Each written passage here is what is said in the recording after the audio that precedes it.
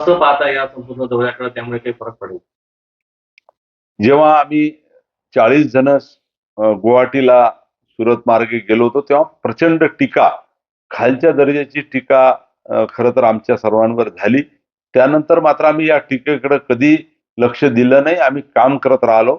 वंदनीय शिवसेना प्रमुखांचे विचार आणि त्यांनी जी सामाजिक बांधिलकी, समाज सेवेचं व्रत कसं घेऊन काम करायचं हाच विचार आम्हाला दिला होता. त्यानुसार आम्ही काम करत राहिलो. 40चे आम्ही 60 झालो.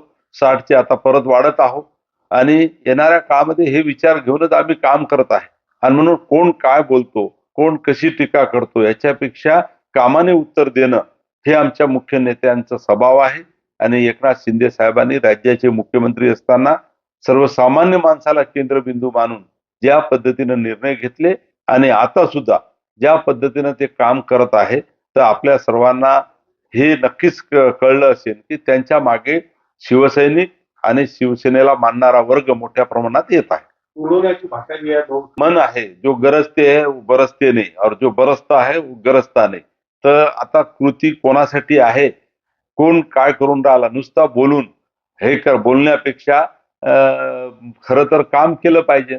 आणि आज आम्ही ज्या पद्धतीनं काम करतोय, बोलण्यापेक्षा काम करणं याला आम्ही महत्व देतो आहे. आणि म्हणून बोलायला तर आता बऱ्याच गोष्टी स्टेटमेंट झाले, बोलल्या गेलं, परंतु काय झालं हे सर्वांनाच माहित आहे.